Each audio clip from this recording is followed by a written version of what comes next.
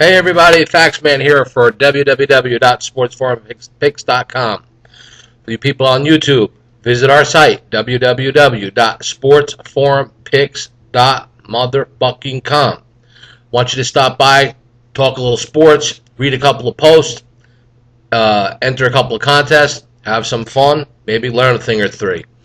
Anyway, I'm not a big NFL guy this time of year. As most of you know, I really don't have many takes on what's going on in the NFL playoffs. I think you got to be a moron to bet these kind of games because anything could happen. When Tim Tebow wins a playoff game, you know it's a tough game to bet. Anyway, last week a lot of people asked questions. Teasers, are they worth it this time of year? I don't. I think this time of year the teasers are the biggest sucker bets out there because you see underdogs winning outright. You see favorites just covering big. You really don't know what to expect. Last week the only common thing that happened in the NFL were all four home teams won. It's probably not the worst way to go about it when you're betting. Play the four home teams, play the four dogs. Something that could put you in a position where you don't think you're going to go 0-4. This weekend, looking at the games on Saturday, I see New Orleans is now a 3-point favorite, total 47.5 against San Francisco. I look at this game and I say, okay, the Saints just look unbeatable. But are they just unbeatable in the Dome? We're not really hearing much love for the Bay Area Niners. I mean, get a first-round bye, solid defense, Frank Gore, tremendous running game, and I really think they're well coached. Are they well coached enough to beat the Saints? I don't know, but they're home.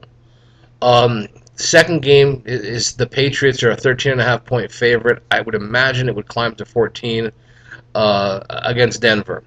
When you look at this game, you got to look at a couple of factors here. Denver is not going to outscore New England. They're not going to do it. Brady's just going to be Brady. But on the other hand, New England hasn't won a playoff game, I think, since that Super Bowl game, that Super Bowl team that went 16-0 or 17-0 or whatever, where the Giants beat them. So it's tough. I mean, the Patriots come off, they get into these holes and then come back and win games. I don't want to bet a team, laying 13.5 or 14 points if I'm fucking down 2 touchdowns early or 3 touchdowns early. But is Denver the team that can go ahead that early in Foxborough? I don't know. It's like, again, that's a tough game. On to Sunday. Not much talk about Baltimore and Houston. I think people are all going to bet Baltimore, assuming they're home.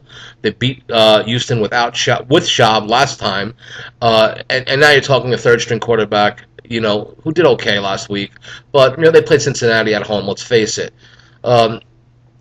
Houston is going to depend on Foster. If he could maintain, some ball, some first downs and hope Houston can catch the bad Ravens. That's the key with this team.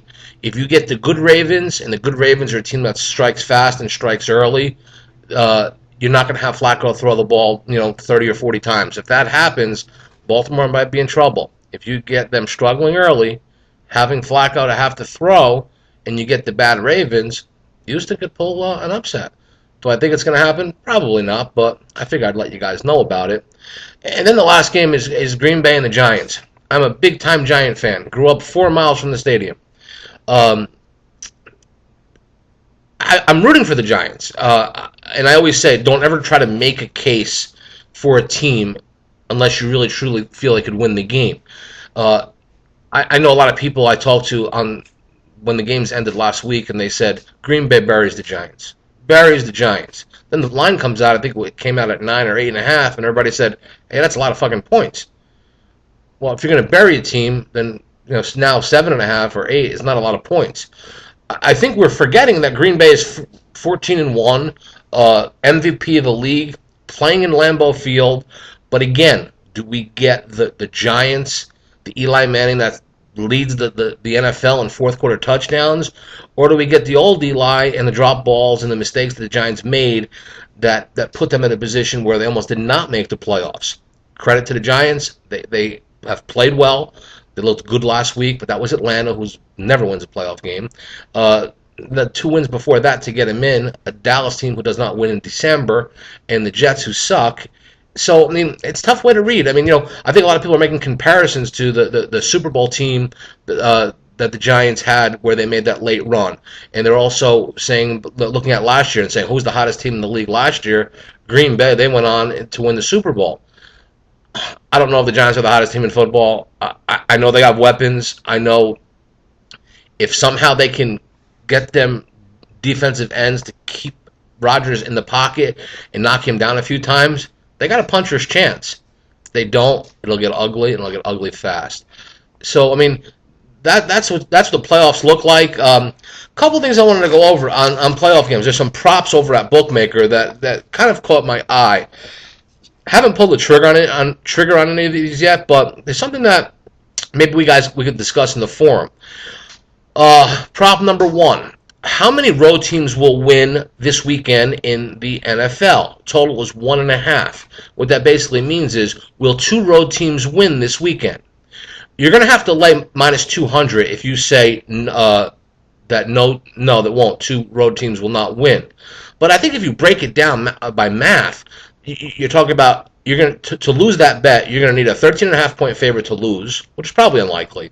You're going to need the best team in football to lose, which is highly unlikely. You're going to need a third-string quarterback to beat the Ravens in Baltimore, and you're going to need San Francisco, who's pretty much going under the radar, playing at home, who have a chance to win the game.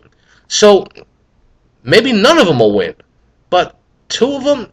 I don't like to lay minus 200, but instead of betting all the games, I might make a play that no, 2 road teams will not win. Another prop that caught my eye is in the New England-Denver game. Bookmaker right now has got a line of 5.5 first downs. That Denver will have 5.5 more first. I'm sorry, that New England will have 5.5 more first downs than Denver. Now think about it. If you see the way New England plays, Welker, their tight ends, they drive the ball.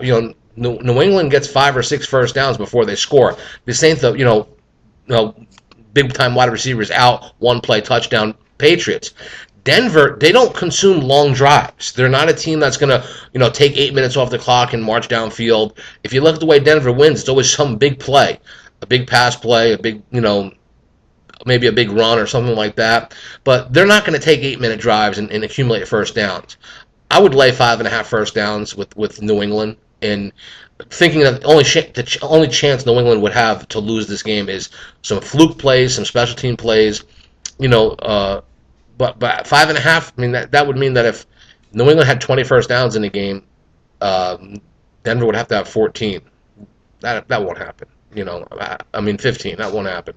I think that's a good prop, and it's minus 115. So if I do anything this weekend, I may make them 2 bets. No. 2 road teams will not win this weekend, and New England will get 5.5 more first downs than the Broncos. Other than that, I think Ozzy made a post in the forum today about guys being a little bit more proactive in the tracker. It's real important, guys, that you guys show us what you like. I do view the tracker, and there's times, again, in the NBA, which is crazy, that I may look for a pick. I mean, there might be some times that a lot of people are looking for college picks or NFL picks, NHL. Put what you got in there. It doesn't hurt. And like I said, we're compensating people, for being proactive here at Sports Forum Picks. So, be more involved. I know this video isn't like me swearing and being crazy like normal, but I can't do them every week. I got to show some form of professionalism, even though I'm not. But this is more of just a discussion type of stuff where I'd like for us to maybe bring up some of these topics in the forum and give you my takes on the playoff situation. Other than that, I said we do a Monday wrap-up. No, Tuesday. I'll be in Atlantic City on Monday. Let's do a Tuesday wrap-up. We'll kind of talk about some stuff, make some new threads, support our books, Bookmaker. From now till Super Bowl. I mean, I know Super Bowl Sunday, they have over 300 props for you guys that like props during the Super Bowl. Early overnight lines at Bookmaker, for the college games. Again, while most degenerates are watching the game on ESPN, Bookmaker already has their lines out for the following day in NBA, NHL, NC2A basketball. You can't ask for a better place to get opening numbers. Our buddy at Just Bet, Scott Carter, doing a terrific job. For you guys that like big bonuses, I think they're still offering 100% bonus. If not, you tell fucking Scott Carter I said to give it to you. But click on the banners in the forum to the respective books.